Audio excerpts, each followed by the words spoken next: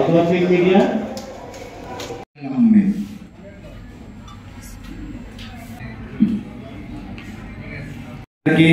বিশেষ কিছু দেওয়ার নেই, তবে আমাদের বক্তব্যকেন্দ্রের পক্ষ থেকে অন্তরস্থল থেকে হৃদয় রিগ্নার ও ভালোবাসা ছাড়া আর কিছু দেওয়ার নেই। তো আপনাদের প্রতি অগাধ ভালোবাসা নিয়ে আজকে আমরা আমাদের এই সংবাদ সম্মেলন শুরু করতে যাচ্ছি। আপনারা ইতিমধ্যে অবগত আছেন যে আমাদের যে আজকের সংবাদ সম্মেলন, এটার মূল উদ্দেশ্য হচ্ছে, আপনারা জানেন যে বিগত 1-1.5 বছর যাবৎ আমরা প্রায় লক্ষাধিক বাংলাদেশি নাগরিক ইতালি এম্বাসিতে ভিসার জন্য আমাদের ওয়ার্ক পারমিট এবং বিভিন্ন ডকুমেন্ট জমা দিয়ে আমরা ভোগান্তির মধ্যে আছি। তো আমরা চাচ্ছি আপনাদের মাধ্যমে আমাদের ভোগান্তির কথা, আমাদের দুঃখ দুর্দশার কথা দেশ এবং জাতির কাছে তুলে ধরতে চাই এবং আপনাদের মাধ্যমে সরকারের কানে এই কথাটা পৌঁছাতে চাই। আজকে আমাদের মূল উদ্দেশ্য এটাই।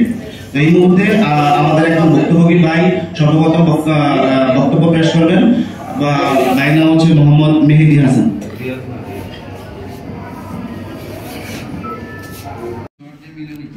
মেলোনি সরকার মানব পাচারকারী মাফিয়াদের বিরুদ্ধে যে কঠিন পদক্ষেপ নিয়েছে সেটার প্রশংসা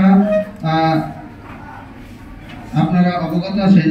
ইতালি বাংলাদেশ অবস্থিত ইতালি এম্বাসিতে কর্মরত 3 ইতালিয়ানকে এবং 2 বাংলাদেশি মাফিয়াকে ভিসা জালিয়াতির সাথে যুক্ত থাকার কারণে আইনি হেফাজতে নিয়েছে ইতালি সরকার।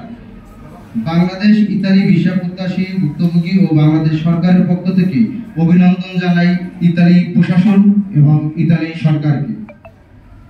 ইতালি সরকার মানব পাচারকারী ও ভিসা জালিয়াতির সাথে যে বা যারা জড়িত আছে সকলকে আইনের আওতায় এনে কঠিন শাস্তি প্রদান করবে এই আশা রাখি। এ বিষয়ে বাংলাদেশ সরকার ও প্রশাসন ইতালি সরকারকে সার্বিক সহযোগিতা করবে। বর্তমান সরকারকে অনুরোধ করব অতি শীঘ্রই বাংলাদেশে অবস্থানরত ইতালি ভিসা জালিয়াতির সাথে এবং মানব পাচারকারীর সাথে যে বা যারা যুক্ত আছেন তাদের যাদের সম্পৃক্ততা আছে তাদেরকে আইনের আওতায় আনবো। আমরা আরো জানি বিশ্ব মানবতা দেশ ইতালি ভূমিকা প্রশংসনীয়। আমরা আশা করি ইতালি সরকার মানবিক দিক থেকে বিবেচনা করে আমাদের এই ভিসা জটিলতাকে সমাধান করবে। এই ভিসা জটিলতা দূরকরণের মাধ্যমে বাংলাদেশ এবং ইতালির সম্পর্ক আরো জোরদার হবে। আমরা ইতালির কৃষি উন্নয়নের অংশীদার হতে চাই। আমরা বাংলাদেশিরা ইতালি কৃষি উন্নয়নের ভূমিকা রাখতে চাই। আমরা শ্রম এবং মেধার সততা দ্বারা ইতালি কৃষিখাতকে সর্বোচ্চ উচ্চতর অবস্থানে নিতে চাই। ইতালি কর্মী সংকট দূরকরণে বাংলাদেশের ভূমিকা থাকবে। ইতালির অবৈধ অভিবাসী রোধে দ্রুত সময়ের ভিসা প্রদান করার প্রয়োজনীয়তা অপরিসীম। আমরা চাই ইতালি সরকার বাংলাদেশ থেকে সঠিক পথে ভিসার মাধ্যমে কর্মী নেবে। এতে 2 দেশের অর্থনীতি ও শ্রম বাজার সচল থাকবে। 2 দেশের মধ্যে দ্বিপাক্ষিক বাণিজ্যিক শীঘ্রই ঘুরে দাঁড়াবে। ইতালি বাংলাদেশের বন্ধুত্বপূর্ণ সম্পর্ক আরো শক্তিশালী করতে ইতালি সরকারকে পদক্ষেপে সহযোগিতা করবে বাংলাদেশ সরকার। উল্লেখযোগ্য, ভিসা জালিয়াতি অবৈধ অভিবাসন রোধে বাংলাদেশ সর্বদা ইতালির পাশে থাকবে এবং সার্বিক সহযোগিতা করবে। অবৈধ পথে বিদেশি গমন নিরুৎসাহিতকরণে বাংলাদেশ সরকার সকল কার্যক্রম পরিচালনা করবে। এরই ধারাবাহিকতায় বৈধ পথে ইতালি গমনকারীদের সার্বিক সহযোগিতায় এগিয়ে আসবে ইতালি এবং বাংলাদেশ সরকার। স্বল্প সময়ে ইতালি ভিসা প্রদানের ক্ষেত্রে সার্বিক সহযোগিতা করবে ইতালি ইমিগ্রেশন অ্যাম্বাসিডর। বিগত দিনে ভিসা জটিলতা রয়েছে তা নিরসনে অতি দ্রুত পদক্ষেপ নেবে ইতালি অ্যাম্বাসি এবং ইতালি সরকারকে বিনীত অনুরোধ করব অতি শীঘ্রই ভিসা জটিলতা স্থায়ী সমাধান করবেন। আর কালকে না করে অতি সত্বর সকল ভুক্তভোগীকে তাদের কাঙ্ক্ষিত ফলাফল জানিয়ে দিন। সঠিক ওয়ার্ক পারমিটগুলোতে ভিসা প্রদান করুন। বিশেষভাবে অনুরোধ করব ডক্টর মোহাম্মদ ইউনূস স্যারকে, আপনি জাতির গর্ব, বাংলাদেশের একমাত্র নোবেল বিজয়ী। বিশ্ব আপনাকে শান্তির অগ্রদূত হিসেবে জানে। ইতালি ভিসা প্রত্যাশী ভুক্তভোগী লাখো পরিবার আপনার সহযোগিতা কামনা করে। জাতির এই সংকটকালে আপনি যেভাবে বাংলাদেশের হাল ধরেছেন, ইতালি ভিসা প্রত্যাশীরাও এই সংকটকালে এই সংকটময় সময় আপনাকে চায়।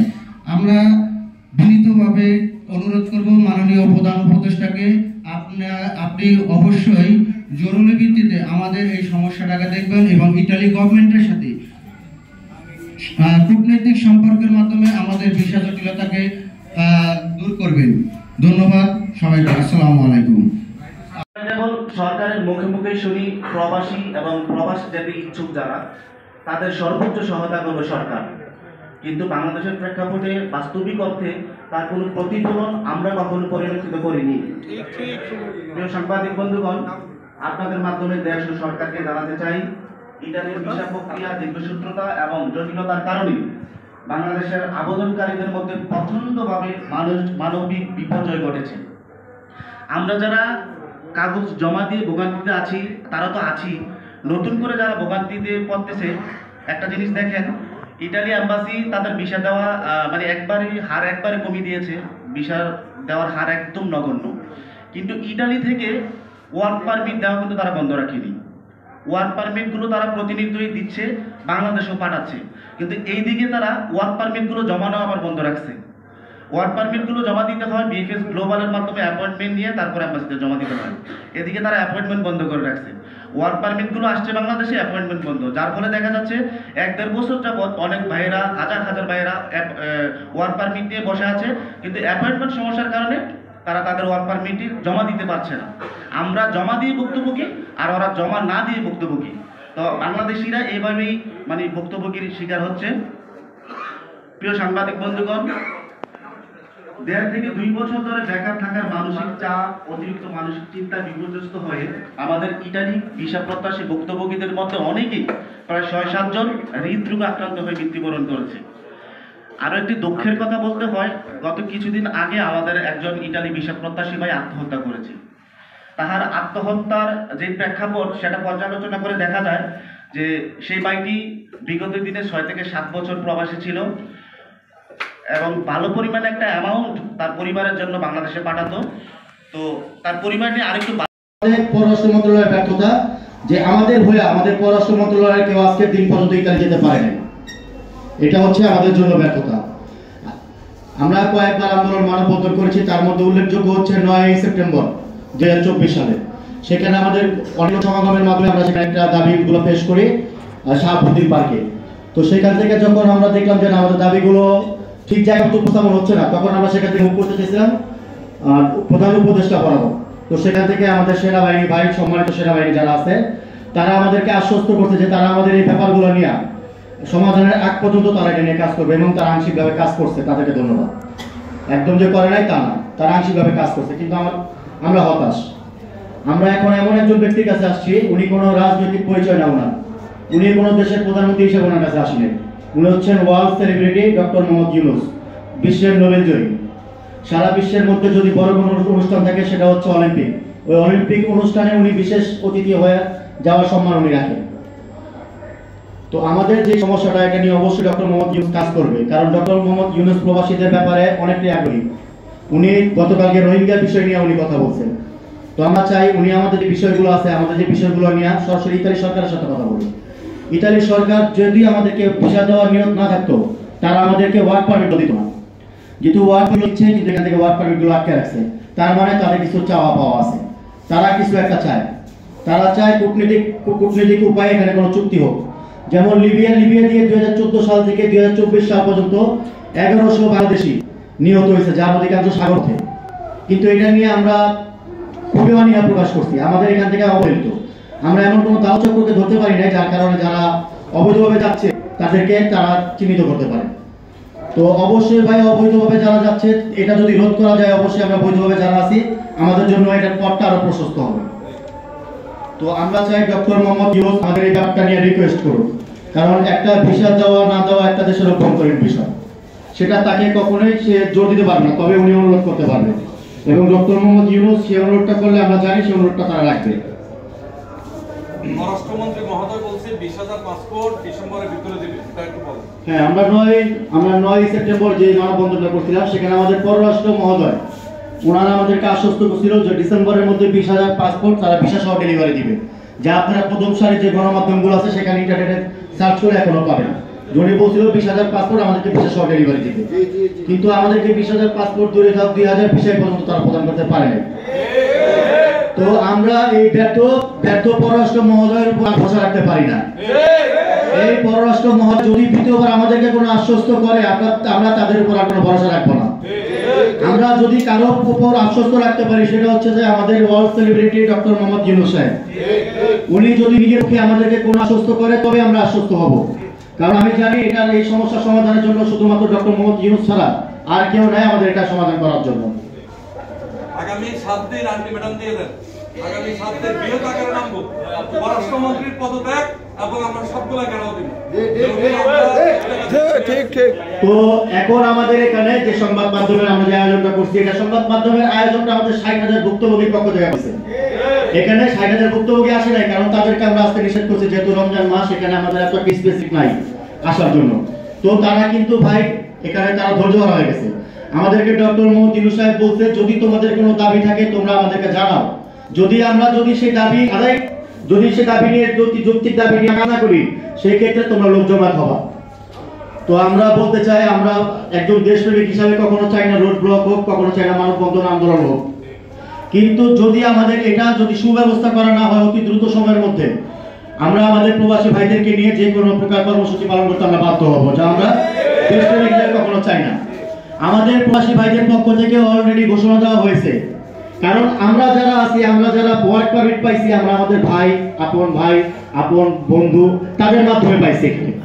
তো তারা আমাদেরকে আশ্বস্ত করছে যদি দ্রুত সময়ের মধ্যে এটা সমাধান না হয়, সেখান থেকে তারা রেমিটেন্স শাটডাউন করতে বাধ্য হবে, যা আমরা একজন দেশপ্রেমিক হিসাবে কখনোই চাই। তো আমি ডক্টর মোহাম্মদ ইউনূস সাহেবকে বলতে চাই এবং অতি সম্মানের সাথে বলতে চাই, স্যার আপনি আমাদের সমস্যাটা নিয়ে কাজ করেন, অন্ততপক্ষে আমাদের এখান থেকে 2-4-5 জন প্রতিনিধির মুখ থেকে আপনি শুনেন আমাদের সমস্যাগুলো। আপনি থাকতে থাকতে আমি চাই আপনার কাছ থেকে আমরা একটা সমাধান পাই। যদি সেই সমাধান না হয়, সেক্ষেত্রে আমরা 60,000 ভুক্তভোগী একসাথে রাস্তায় নামতে বাধ্য হব। হ্যাঁ, আমরা যে ভুক্তভোগী আছি, শুধুমাত্র আমরাই ভুক্তভোগী না, আমাদের পাশাপাশি আমাদের চেয়ে বড় ভুক্তভোগী আমাদের ফ্যামিলি ভাই। আমরা রাস্তায় গেলে রাস্তায় মানুষকে করতে করতে আমাদের রাস্তায় যাওয়ার মতো মুখ থাকে না, আমরা অনেক জায়গায় যেতেও পারি। তো ঠিক সেই পর্যায়ে আমাদের ভ্যালুগুলো আছে। যদি এরকম ভাবে আমাদের দাবিগুলো আদায় না হয়, এই রমজানের মধ্যে যদি আমরা দৃশ্যমান কোনো কিছু না দেখি, তবে অবশ্যই আমরা আমাদের ফ্যামিলি নিয়ে রাস্তায় অবশ্যই নামবো, সেটা ডক্টর মোহাম্মদ ইউনূস সাহেবের সাথে দেখা করার লক্ষ্যে এবং শান্তিপূর্ণ পর্যায়ে। অ্যাম্বাসিডরকে আমন্ত্রণ জানাতে হবে এবং তাকে অনুরোধ করতে হবে যেন অতি দ্রুত 2023 সাল থেকে শুরু করে এই পর্যায়ে 1 মাসের ভেতর যত পাসপোর্ট ভুক্তভোগী এবং অ্যাপয়েন্টমেন্ট ভুক্তভোগী আছে তাদের সকলের সমস্যার সমাধান করার লক্ষ্যে দৃশ্যমান কার্যক্রম তারা হাতে নেয়। দ্বিতীয়, ইতালি অ্যাম্বাসিডর কারণ দেখিয়ে অপারগতা প্রকাশ করলে প্রয়োজনে ইতালি সফরের মাধ্যমে সমস্যা সমাধানের ব্যবস্থা নিতে হবে এবং ইতালির প্রধানমন্ত্রী সহ ইতালির পররাষ্ট্র মন্ত্রীর সাথে মিটিং করে ভিসার মতো সকল প্রকার জটিলতা আছে সমাধান করতে হবে। আমরা সকল ভুক্তভোগীরা মনে করি এমন কোনো জটিলতা নাই যার কোনো সমাধান নাই। এই কূটনৈতিক সমস্যা কূটনৈতিকভাবে সমাধান করা সম্ভব, দরকার সমাধানের জন্য সঠিক উদ্যোগ গ্রহণ করা। আমাদের জন্য সরকার কাজ করবে সেই আশা রাখতেছি প্রধান উপদেষ্টার উপর। আমরা কোনো প্রকার রোড ব্লক অথবা আন্দোলন মানববন্ধন চাই না, আমরা চাই শুধুমাত্র সুষ্ঠু সমাধান। আমি বাংলাদেশ সরকারকে জানিয়ে দিতে চাই, যেভাবে পাকিস্তান, শ্রীলঙ্কা এবং বাংলাদেশের ওয়ার্ক পারমিটের বৈধতা একসাথে স্থগিত করেছে, সেখানে পাকিস্তান এবং শ্রীলঙ্কা ব্যাকলগ শেষ করে নতুন করে অ্যাপয়েন্টমেন্ট এবং জমা দুটো একসাথে চলছে। তারা দুই দেশের কূটনৈতিক তৎপরতার কারণে সমস্যা সমাধান করে ফেলছে, সেখানে আমাদের বাংলাদেশ এখনো পারল না কেন? এই সমস্যাটা শুধু আমরা যারা ভিসা প্রার্থী শুধু তাদের নয়, এই সমস্যা পুরো বাংলাদেশের। এই সমস্যার জন্য পুরো বাংলাদেশের ক্ষতিগ্রস্ত। আজকের সংবাদ সম্মেলনের পরে অবশ্যই প্রধান উপদেষ্টা অথবা তার প্রেস সচিবের মাধ্যমে সমস্যা সমাধানের জন্য তাদের পদক্ষেপ জানিয়ে দেওয়া হবে।